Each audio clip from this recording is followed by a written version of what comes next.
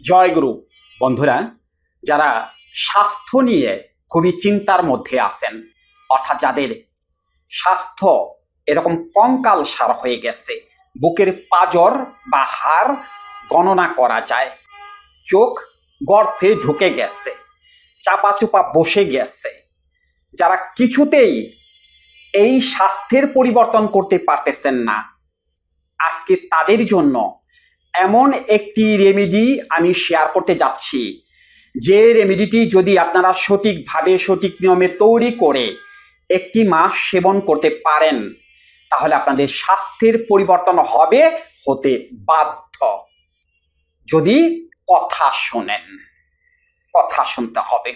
এখন এই রেমেডিটির কথা শুনেই ভিডিও স্কিপ করে কোথায় আমি রেমেডিটির কথা বলছি সেটা খেয়ে দিয়ে বসে থাকবেন আর স্বাস্থ্য 10 দিনে ফুলে ফেপে অস্থির হয়ে যাবে, না, তা না। কিন্তু আগে কথা শুনতে হবে। হ্যাঁ, আমি এখন বকর বকর করব, আমার বকর বকর শুনতে হবে। আমি আপনাদের কিছু মেসেজ দেব, সেই মেসেজগুলো বোঝার চেষ্টা করবেন। এই স্বাস্থ্য ভালো করার জন্য, অর্থাৎ চিকন স্বাস্থ্যটাকে মোটা করার জন্য কত কিছু খাইতেছেন না? ফার্মেসি থেকে ওষুধ খাইতেছেন, ডাক্তার দেখাইতেছেন, কবিরাজের কাছ থেকে ফাইল খাইতেছেন, হালুয়া খাইতেছেন, কত কিছু খাইতেছেন। তো এত কিছু করার পরেও কেন আপনাদের স্বাস্থ্য ভালো হচ্ছে না? কারণটা কি সেটা কি জানতে হবে না? আমার স্বাস্থ্য ভালো হয় কি করে? হ্যাঁ, হয়তো আপনারা দেখতেছেন আমি ওই রকম মোটা সোটা না, আমার ওই রকম মোটা সোটা হওয়ার দরকার নেই। ওই রকম মোটা সোটা আরো 30 বছর আগে আমি ছিলাম। 30 বছর আগের ছবি যদি আপনারা দেখেন, তখন তো আপনারা হতবাক হয়ে যাবেন যে কি ব্যাপার, ওই 30 বছর আগেই তো এই লোককে দেখা যাইতো 50-55 বছরের একজন মুরব্বী, আর সেই লোক 30 বছর পরে এখন তার অবস্থা এরকম কেন? কষ্ট করতে হয়, কঠিন পরিশ্রম করতে হয়, তার মানে আমি মাটি কাটি না। কিন্তু মাটি কাটায় যে পরিশ্রম, তার চেয়ে বেশি পরিশ্রম আমি করি, সেটা অন্যভাবে। দ্যাট মিনস এক্সারসাইজ, সেগুলোর মাধ্যমে, যোগা প্রাণায়ামের মাধ্যমে সেগুলো আমি করি, অর্থাৎ ক্যালোরি বার্ন করার চেষ্টা করি। আমার ফ্যামিলিতে মুগ ডালের খিচুড়ি রান্না বন্ধ। মাসে যদি একবার করা হয়, সেটা ওই যে আমাদের পূজায় লাগে তখন করা হয়, কিন্তু এমনিতে মুগ ডালের খিচুড়ি করা বন্ধ। কিসের কারণে? আমার কারণে। আজকে একটা গোপন কথা আপনাদের আমি ফাঁস করে দিলাম, আমার কারণে মুগ ডালের খিচুড়ি খাওয়া আমাদের ফ্যামিলিতে বন্ধ। আমার সবচাইতে প্রিয় খাবার মুগ ডালের খিচুড়ি। এমনি আমি ভাত কিন্তু অল্প কিছু খাই, আমি কিন্তু শুধু দুপুরে ভাত খাই। আমি কিন্তু সকালবেলা লাল আটার রুটি, আর রাত্রিবেলাতে আমি শুধুমাত্র ফল খাই, বা তার মধ্যে অন্য কিছু থাকতে পারে, যেমন ছোলা বুট থাকতে পারে, বাদাম টাদাম এগুলো থাকতে পারে, বা সয়াবিন গোটা টোটা এগুলো থাকতে পারে। ভাতও না রুটিও না, আমি রাত্রিবেলাতে শুধুমাত্র এগুলো খাই। আমি যদি মাত্র 10টা দিন কন্টিনিউ মুগ ডালের খিচুড়ি খাই, তাহলে আমাকে আমার বাসায় থেকে কেরান দিয়ে নিচে নামাইতে হবে, কেরান দিয়ে। আমার স্বাস্থ্যের এমন পরিবর্তন হয় এই খিচুড়ি খেলে, শুধুমাত্র মুগ ডালের খিচুড়ি খেলে। আর আপনারা তো কত কিছু খান। গতকালকে আমি এক ডাক্তার সাহেবের ভিডিও দেখলাম, সেই ডাক্তারের নাম আমি বলবো না, জনপ্রিয় ডাক্তার, ইউটিউবের জনপ্রিয় ডাক্তার। তিনি এক জায়গায় ঘুরতে গেছেন, আম বাগানে না কোথায় জানি গেছেন আর কি। তো সেখানে গিয়ে আম গাছের নিচে বসে বসে সে সকালের নাস্তা খাইতেছে 4টা ডিম দিয়ে, 4টা পুষ ডিম, তাও পুষ করা হয়েছে খাঁটি ঘি দিয়ে। ওরে বাবা রে বাবা, সে নাকি সকাল আর কোনো কিছু খাবে না, সে ওই 4টা ডিম খাবে। আমি হতবাক একজন বড় রকমের ডাক্তারের এইরকম একটা ভিডিও দেখে। 4টা ডিম, তাও আবার খাঁটি ঘি দিয়ে খেয়ে আপনারা সহ্য করতে পারবেন? আপনারা টিকে থাকতে পারবেন? বাথরুমে গিয়ে ক্লিয়ার হয়ে যাবে না? তো এগুলো কি কাউকে পরামর্শ দেওয়া যায় যে আপনারা সকালবেলা রুটিও খাবেন না, কোনো কিছু খাবেন না, 4টা ডিম খাবেন? এটা কি সম্ভব? এটা কি একজন ডাক্তার রোগীদের বা কাউকে মোটিভেট করার জন্য বলতে পারে? এটা কি হয় 4টা ডিম খাওয়া সকালবেলা? আমরা যাই করি সেটা যেন ভেবে চিন্তে করি, কেননা এই যে আপনারা যারা ভিডিও দেখেন বা দেখতেছেন, আপনারা কিন্তু এগুলো ফলো করেন। হয়তো আপনি করেন না, আবার আরেকজন করে, তারা কিন্তু ফলো করে। অতএব আমরা কি করতেছি, কি কথা বলতেছি, যেহেতু আমাদের উপর একটা বিশ্বাস থাকে, সে বিশ্বাসটাই যেন কারো ক্ষতি না হয়ে যায়। এখন ওই 4টা ডিম খেলেই স্বাস্থ্য মাস্ত একদম ফুলে ফেপে অস্থির হয়ে যাবে, এমন কোনো কথা আছে? আমি তো 20 বছর যাবত মাছ মাংস খাই না, ডিম খাই না। আমার স্বাস্থ্য বাড়ে কি করে? আমাকে কেন সকালবেলা কমপক্ষে 1 ঘন্টা পার্কে গিয়ে দৌড়াইতে হয় এই স্বাস্থ্য কমানোর জন্য? কেন আমার স্বাস্থ্য কেন বাড়ে? কারণটা কি? আর আপনাদের কেন বাড়ে না? কারণটা হলো আমি এই বয়সেও, অর্থাৎ আমার এই যে 48 বছর বয়স চলতেছে, এই বয়সেও আমি কার্টুন ভিডিও দেখে হাসতে হাসতে সোফায় গড়িয়ে পড়ি।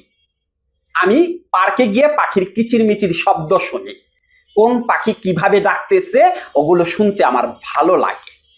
আমার ভালো লাগে ফুলের বাগানে গিয়ে ফুল স্পর্শ করতে। আমার ভালো লাগে সবুজ গাছপালা যেখানে আছে সেখানে গিয়ে একটু বসে থাকতে। আমার ভালো লাগে, অল টাইমে রিল্যাক্স থাকার চেষ্টা করি। তার মানে কি আমার কোনো পরিশ্রম নেই? আমার কোনো চিন্তা নেই? আমার মধ্যে কি কোনো চিন্তা আসে না?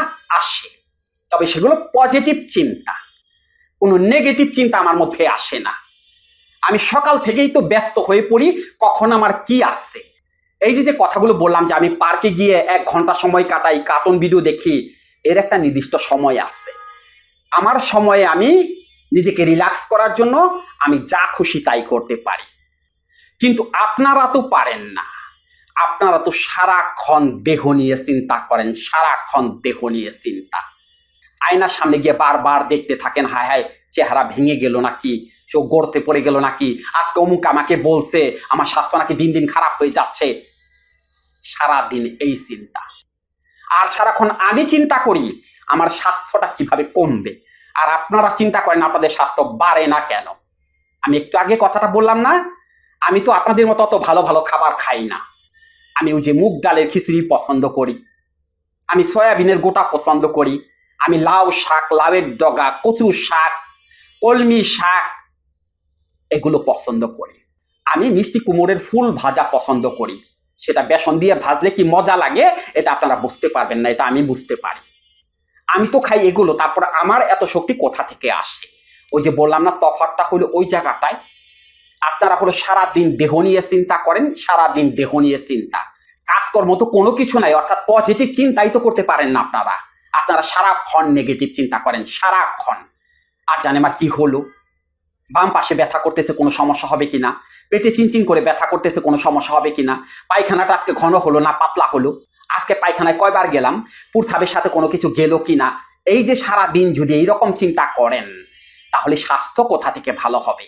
অর্থাৎ এইরকম চিন্তা যারা করে, এই যে বিশেষ করে দুশ্চিন্তা, নেতিবাচক চিন্তা, হতাশা, বিষণ্ণতা, আর অন্যতম একটি সমস্যা হলো সন্দেহবাতিক রোগ, যেটাকে ওসিডি প্রবলেম বলা হয়ে থাকে। অর্থাৎ যারা সন্দেহবাতিক রোগে আক্রান্ত তাদের স্বাস্থ্য কখনোই ভালো হবে না। যতই ভালো মন্দ খাবার খান আর যা কিছুই খান, কাজ হবে না, স্বাস্থ্য ভালো হবে না। স্বাস্থ্য তখনই ভালো হবে যখন মানসিক অবস্থার পরিবর্তন হবে। ওই যে বললাম, যদি আমার মতো হাসি খুশি থাকতে পারেন তাহলে স্বাস্থ্যের পরিবর্তন হবে, তা না হলে স্বাস্থ্যের পরিবর্তন হবে না। মেইন কথা হলো অল টাইম আপনাদের শরীর থেকে টক্সিন হরমোন নিঃসরিত হচ্ছে, টক্সিন হরমোন যেটাকে বিষ বলা হয়ে থাকে।